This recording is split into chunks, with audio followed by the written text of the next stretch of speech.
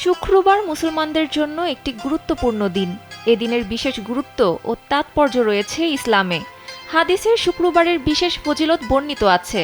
ফজর থেকে শুরু করে মাগরিব পর্যন্ত দোয়া কবুল ও সওয়াব লাভের অন্যতম এ দিন। মুসলমানরা গুরুত্বের সঙ্গে এই দিন ইবাদত পালনের চেষ্টা করেন। নতুন বছরে ধর্মপ্রাণ মুসলমানদের জন্য দারুণ সুখবর আছে শুক্রবার নিয়ে। নতুন বছরের প্রথম মাসটি মুসলমানদের জন্য একটি অন্যরকম অনুভূতির হতে যাচ্ছে, কারণ ২০২৫ সালের জানুয়ারিতে ৫টি জুমা বা শুক্রবার পেতে যাচ্ছেন মুসলমানরা। সাধারণত প্রত্যেক মাসে ৪টি শুক্রবারের দেখা মিললেও ২০২৫ সালের জানুয়ারিতেই জুমার দেখা মিলবে ৫টি, যা মুসলমানদের জন্য কিছুটা স্পেশাল বলা যেতে পারে।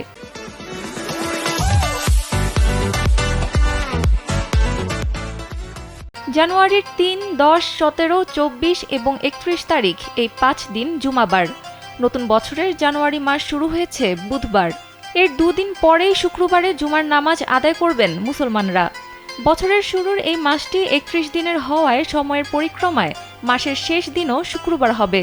শুক্রবারে ধর্মপ্রাণ মুসলমানরা আগে আগে মসজিদে গিয়ে সামনের কাতারে বসে ইবাদতের চেষ্টা করেন। শুক্রবার সবার আগে মসজিদে যাওয়ার বিশেষ ফজিলতের কথাও বর্ণিত আছে হাদিসে।